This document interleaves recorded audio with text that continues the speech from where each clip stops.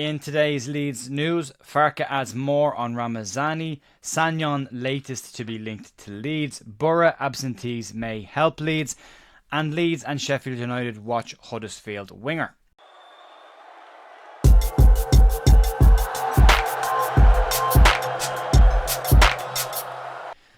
Morning folks, welcome back to the View. Jer here on Tuesday morning the 8th of April with your Leeds United news. Game day for Leeds, huge match tonight against Middlesbrough. There will be a watch along over on Big Up. The link for that is down below in the description if you want to come over and have a chat and have a bit of company while watching the game tonight. And Leeds need a big result, so fingers crossed it's an enjoyable one for everybody and myself included. A bit of news to get stuck in today, but not an awful lot as it is a match day. But we'll start off with some of the detail that came out of the press conference yesterday regarding the Ramazani situation and Daniel Farke's thoughts on the player. Daniel Farke yesterday added more detail on why Ramazani is currently not seen as an attacking option for Leeds, given that he didn't get off the bench ahead of a fullback at the weekend. After the game against Swansea, Farke said that he wasn't happy with Ramazani's efforts in duels, and yesterday he added more detail on top of that. Farke alluded to that during the 2-2 draw against QPR,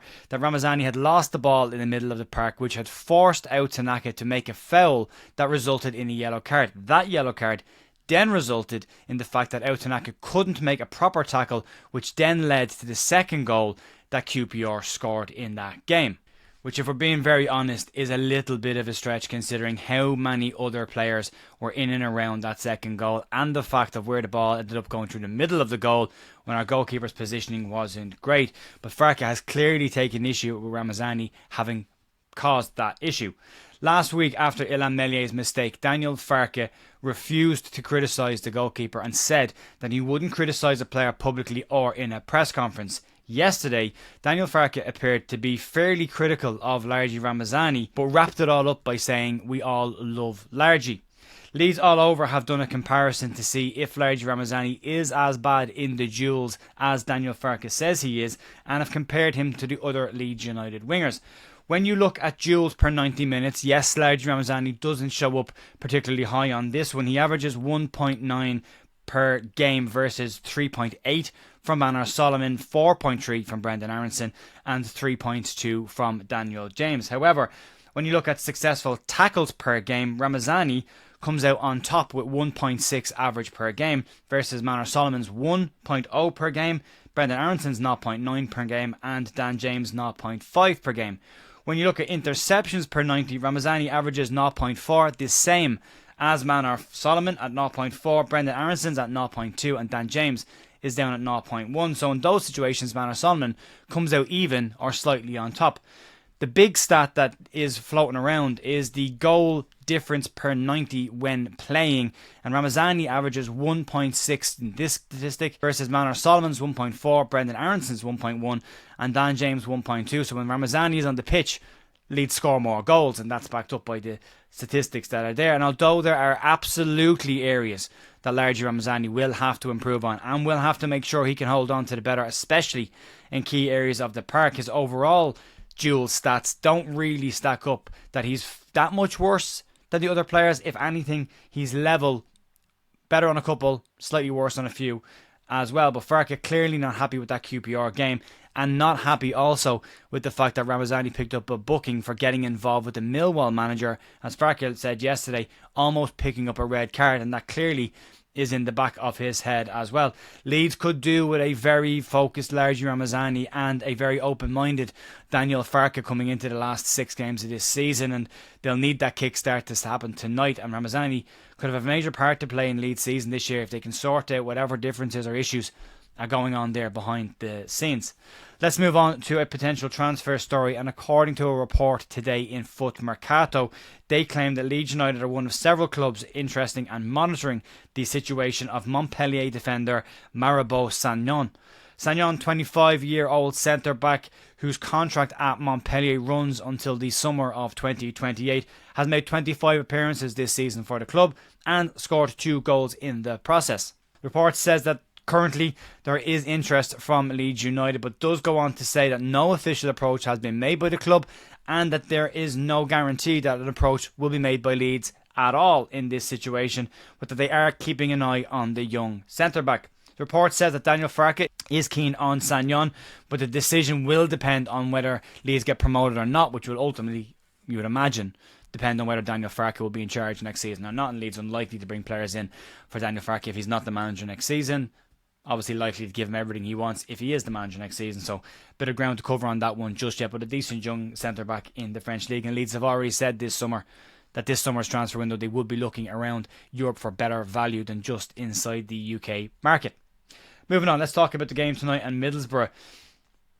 And Leeds will travel down to the Riverside tonight on 1 win in 6 run and having drawn the last 3 games in the league. And Leeds are badly in need of a season kickstart that you hope will start tonight. Leeds' record against Boro is pretty decent though, but Leeds have had their issues on the road this season. But coming into tonight's game, Middlesbrough might have their own issues to tend with in-house. Middlesbrough have taken 15 points from their last 21 on offer and find themselves sitting in 5th in the league and 2nd in the championship form table, coming into form at exactly the right time. So a playoff position is very much on the cards for Boro. But Michael Carrick will be without a host of players coming into tonight's game. Ben Doak, Sonny Diang, Saul Bryan, Diarra Lenihan, Alex Bangura and former Leeds United fullback Luke Ayling have all been confirmed as being absent from tonight's game. We go a step further and Neto Borges, Dale Fry and George Edmondson are also all labelled as being doubts for tonight, but will be late checks coming into the game. So Middlesbrough at the minimum are missing 6 first team players and could be missing close to 9 depending on those late fitness tests. Leeds will be without Pascal Stroke and Joe Rothwell for at least 2 weeks, and we hope that what Daniel Farke said yesterday about a potential fracture in Pascal Stroke's foot, that won't be the case and he will be available for the run-in for the season. If it is a fractured foot, Pascal Stroke is likely to be out for the rest of the year. It's likely Ethan Ampadu will play centre-back tonight. Daniel Farke did talk about Max Ferber, but did say that he might not be able to play a full 90 minutes, so we could see Ethan Ampadu drop into centre-back and a likely midfield partnership then of Ilya Grove and Ao Tanaka. Moving on, let's talk about the final story of the day, and this one relates to a young player being watched by Leeds and an absolute host of other clubs around the world. According to a report from African Foot today, Leeds United and Sheffield United are both listed as being interested in Huddersfield Town's winger Brahima Diarra.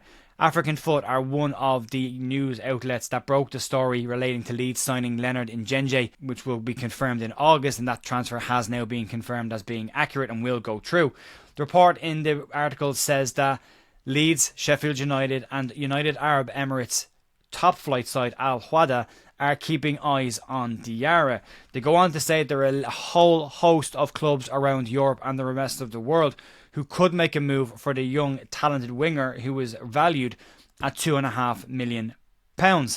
After 20 appearances this season, the 21-year-old has clocked up 6 goals and 2 assists and is having a really good season outside of just the G&A elements of this.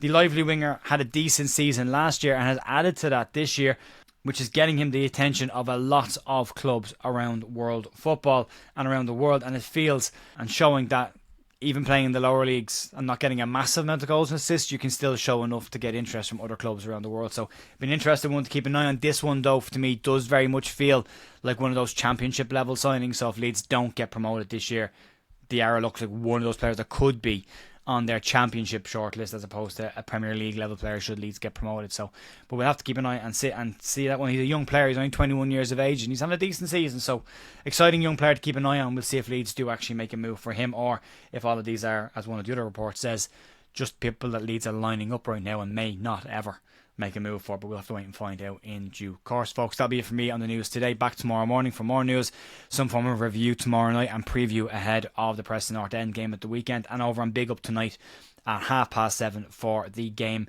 against Middlesbrough. Hopefully I will see you there. If not, I'll talk to you in the morning. Have a great rest of your day. Talk to you soon. See ya. Bye.